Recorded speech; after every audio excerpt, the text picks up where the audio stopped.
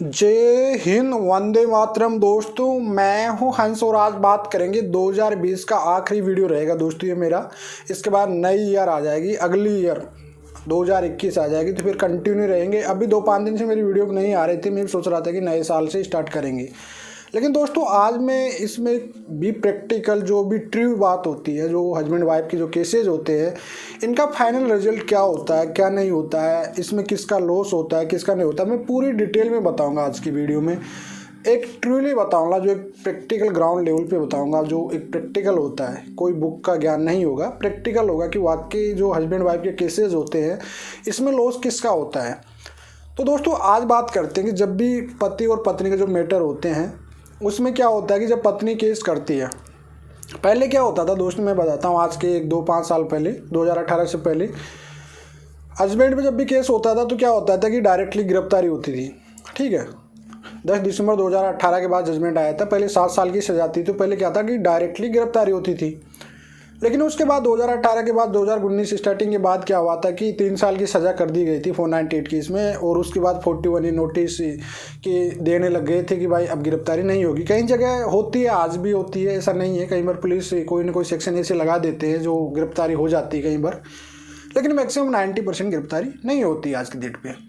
तो पहले क्या होता था दोस्तों कि ये चीज़ होती थी कि एडवोकेट लोग, आज की डेट पे भी कोई गर्ल्स किसी भी एडवोकेट के पास जाती है पत्नी, तो सबसे पहले हर पत्नी अपना ट्रूली बताना, जो वाकई परेशान होकर आती है, जो कहीं लेडीज आती है कि वाकई हमारे साथ सर हमको वकील ने बताया, हमने ऐसा केस कर दिया। तो पहले क्या होता था, तुम्हारे पैरों में गिरवा दूंगा, ये करा दूंगा, और वो फाइलें बिना सोचे बिना होमवर्क करे डायरेक्टली 490 टाइप का केस कर देती थी हस्बैंड पे। लेकिन दोस्तों ऐसा नहीं है। आज की डेट पे क्या होता है कि लड़कियां कर तो देती, लेकिन लड़के क्या करते हैं, अब कॉम्प्रोमाइज़ नहीं करते थे। पहले क्या था, गिरफ्तारी की डरने मारे कॉम्प्रोमाइज़ करते थे। आजकल लड़कों में वो कॉन्फिडेंस आ गया कि अब फाइट करना जानते हैं, केस फाइट लड़ते भी हैं। ठीक है, और जो एंड में लॉस होता है ना, या तो वह केस कॉम्प्रोमाइज़ पे चले जाता है या फिर उसमें जीत लड़के की हो जाती है। 90% केसेस में जीत लड़के की ही होती है। 10% कोई केस होंगे तो उसमें या तो कॉम्प्रोमाइज़ हो जाएगा, म्यूचुअल में पहले हो जाएगा, नहीं तो 90% ऑन रिकॉर्ड तो आप लड़के की ही जीत होगी। एनसीआरबी के किसी के भी आंकड़े उठाइए आप लोग, क्यों 90% झूठे मामले आ रहे हैं। आप लोग एक बात करते हो कि लेडीज़ के पक्ष में कानून है, लेकिन मुझे नहीं लगता है यार, क्योंकि अगर लेडीज़ के पक्ष में कानून होता ना तो फिर आपके 90% जो एनसीआरबी के रिकॉर्ड आते हैं, 85% आती है, कहाँ से आती? हाँ, एक्सेप्ट जरूर होते हैं महिला के केस। पुलिस थाने में जाओगे, बिना सबूत बिना ग्राउंड के ही डायरेक्टली एक्सेप्ट कर लिया जाएगा। और वो थोड़ा सा जो पुलिस का हरासमेंट होता है ना, उससे ऐसा लगता है लोगों को कि महिला के पक्ष में कानून है। लेकिन हकीकत तो ये है कि एंड में जो ज़िंदगी ख़राब होना है वो एक महिला की ही होती है। क्योंकि 498 केस में आजकल सुप्रीम कोर्ट ने, आपको सबको पता होगा कि 498 कोई भी क्रिमिनल केस अगर हस्बैंड पे होता है तो एक मेंटल क्रूरल्टी बेस पे हस्बैंड को डिवोर्स मिल जाता है। और आज की डेट पे हर कोई इतना एक्टिव हो गया, इतना जागरूक हो गया कि केस को फाइट करता है, कॉम्प्रोमाइज़ की तरफ नहीं जाता है। और सेकंड बार लड़कियां 90% मिस्टेक ये करती है कि वो एडवोकेट पे या किसी पे ट्रस्ट करके डायरेक्टली केस कर देती है, होमवर्क नहीं करती।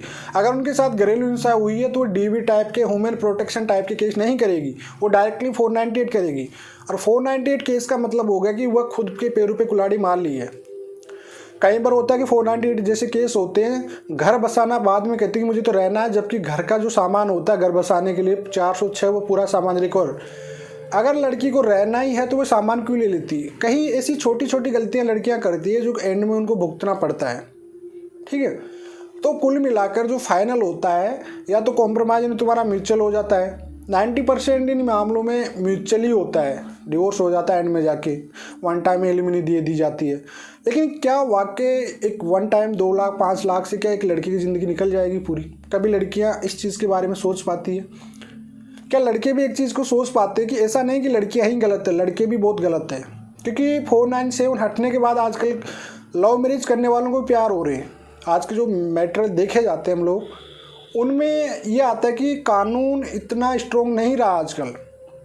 पति पत्नी अपना मनी वेस्ट, टाइम वेस्ट करके कोर्ट में कुछ टाइम बाद म्यूचुअल पे दूर हो जाते हैं।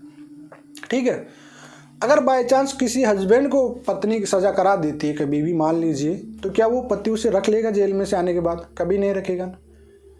अगर कोई महिला एडल्ट्री में जा रही है या कोई पति एडल्ट्री में जा रहा है तो क्या आप उसके साथ रह लोगे? नहीं रह पाओगे ना।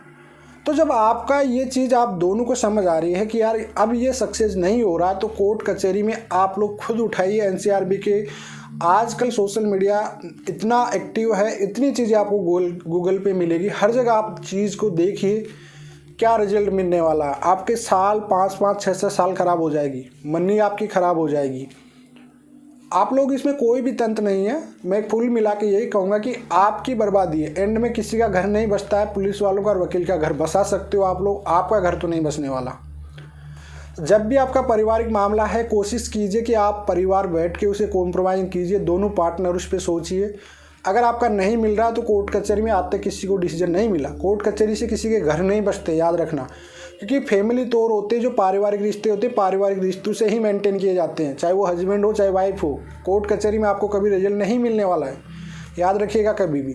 अगर कोर्ट के प्रेशर से कोई रख भी रहा तो क्या उसके साथ आप रह लोगे? एक बंद कमरे में अगर आप रह रहे हो, मान लीजिए किसी घर में, आपके साथ कोई बोलचाल नहीं कर रहा, वहाँ पे आपको इस तरह से ट्रीट किया जा रहा है वहाँ पे कि आप कोई पराये हो, यहाँ पे आपसे बातचीत नहीं करोगे, तो क्या आप वहाँ पे रहना पसंद करोगे?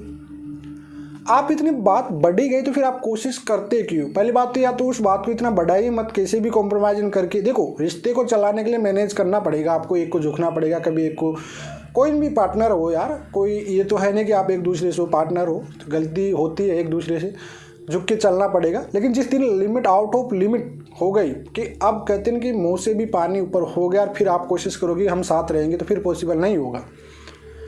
उससे बेटर है कि जब आपको लग जाए कि यार अब पॉसिबल नहीं है, तो भैया दूर हो जाओ और फैमिली मैटर, पारिवारिक तौर पे ही दूर हो जाओ। सबसे अच्छा यही होगा।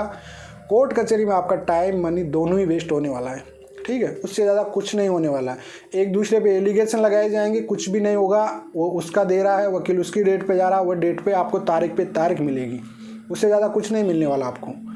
तो इससे बेटर है भाई, जो भी आपका मामला इतना बिगड़ ही चुका है, फैमिली रिकॉर्ड आप उठा के देखिए 2010 के बाद कितने मामले 498 के जुटे हुए, कितने लड़के हारे हैं, ये भी उठाइए आप लोग। मुझे नहीं लगता कि 2010 के बाद कोई लड़का 498 केस को हारा होगा। आप अगर एनसीआरबी के आंकड़े उठाओगे, 99% मामले म्यूचुअल पे जा रहे हैं। डिवोर्स ही होता है, घर नहीं बसता कभी भी कोर्ट कचहरी जाने के बाद। तो इससे बेटर है दोनों पक्ष को सुनना चाहिए। और अगर कोई भी कर रहा है, लड़का हो चाहे लड़की हो, मैं यही कहूँगा पहले होमवर्क करिए। वाकई आपके साथ कोई घरेलू हिंसा है तो आप अपने राइट के लिए लड़िए। मिसअंडरस्टैंडिंग है तो उसे कोशिश कीजिए कि पारिवारिक तौर पे हो जाए दूर, सॉर्ट आउट। नहीं हो रहा है तो फिर कोर्ट कचहरी में आप जा रहे हो तो वह केस करिए जिससे आपका रिश्ते बचने की कोशिश हो, जिससे किसी को ईगो हार्ट ना हो। पारिवारिक रिश्ते जो मैटर है, इसमें सबसे बड़ी दिक्कत क्या है? ईगो हार्ट ही तो है। कभी कोर्ट आपको सज़ा देते हुए देखा हस्बैंड वाइफ को? कभी नहीं देता है। क्यों? कोर्ट अच्छे से जानता है अगर किसी को सज़ा भी दे दी जाएगी हस्बैंड को, तो वो कभी रहेगा नहीं उसके साथ, क्योंकि ईगो हार्ट वाली बीमारी होती है रिश्तों में हमेशा। इस वजह से आप हमेशा कोर्ट में आपको डेट पे डेट मिलती है, ठीक है। एंड में कोर्ट आपको इतना मजबूर कर देता है कि आप तारीख पे आके थक जाते हो, और जो आपको अहंकार ईगो होता है वो ख़त्म हो जाते हैं। एंड में आके म्यूचुअल की तरफ चले जाते हैं। और जो ये चीज़ें कहते हैं ना आपको, मैं खुद भी इसी लाइन में हूँ, एडुकेट लोग भी होते हैं कि आपको पैरों में गिरा दूंगा, ये करा दूंगा। कुछ नहीं है भैया आज के डेट में। आप कानून आज के डेट में सब पढ़े लिखे हैं, ठीक है। आप लोग खुद पढ़िए, एनसीआरबी के आंकड़े हैं, लोग खुद आप पढ़ते हो, हर चीज़ आप पढ़ते हो, आपके सामने सब चीज़ है आज के डेट पे। आप बताइए उसमें क्या रिजल्ट मिल रहा है, किसको क्या हो रहा है? कुछ नहीं, कोई किसी के पैरों में नहीं गिर रहा आज की डेट पे, ठीक है। 10% 2% लड़के डर रहे हैं, लेकिन 90% आजकल लड़के नहीं डर रहे हैं कोई भी। इससे बेटर है भाई, जो रिश्ता चल रहा है छोटा सा कॉम्प्रोमाइज़ कीजिए, एक दूसरे को झुक के चलाइए रिश्ते को। बच्चे हो गए तो बच्चों के लिए झुक जाइए आप लोग। वाकई कोर्ट कचहरी में आप पैसा वेस्ट करोगे, उससे कोई फ़ायदा नहीं है आपको। और मेंटेनेंस पे क्या किसी लड़की की ज़िंदगी चल सकती है क्या? कभी नहीं चल सकती, नेवर, पॉसिबल ही नहीं है भैया। भाई आपका जो पार्टनर है, आपके साथ पार्टनर नहीं तो आप पैसों का क्या करोगे? और पैसा मेंटेनेंस में आपको कितना, कोई ज़्यादा तो मिलेगा नहीं। आपका खर्चा पानी भरण पोषण के लिए मिलेगा, खाना पीने का, उससे ज़्यादा तो आपको दिला नहीं सकता कोर्ट। भाई आप अपनी रोजी रोटी का खा सकते हो, उससे इतना ही ले सकते हो। ये तो है नहीं कि आप लोग विदेश यात्रा करोगे, इतना पैसा वैसा तो मिलने वाला है नहीं आपको। तो उस पैसों को ना रख के, या तो रिश्ता बन रहा है तो रखिए, नहीं बन रहा तो भैया दूर हो जाइए, बेटर है। या फिर बच्चे हैं आपके तो उस रिश्ते को बनाइए, सबसे बेस्ट यही है। कोर्ट कचहरी में आपका पैसा और टाइम दोनों वेस्ट है। तो इसमें मेरा मैसेज यही रहेगा इसमें कि कोर्ट कचहरी की तरफ कभी भी मत जाइए आप लोग, चाहे वो हस्बैंड हो चाहे वाइफ हो। कोशिश करिए पारिवारिक तौर पे ख़त्म करने की, उस मैटर को सॉर्ट आउट हो रहा है। एंड में भी तुम्हें पारिवारिक तौर पे ही आके सॉर्ट आउट करना पड़ेगा। 90% मामले पारिवारिक सॉर्ट आउट होते हैं, फिर विड्रॉल करते हो तुम लोग केसों को। तो उससे पहले ही उस काम को कर लीजिए ना आप लोग। उससे पहले आप सोशल मीडिया पे देख लीजिए, गूगल पे सर्च कर लीजिए कितने केस किस तरह के हैं, आपकी दिल की तसल्ली मिल जाएगी आप लोगों को। उसके बाद ऑटोमेटिक आप उस लाइन पे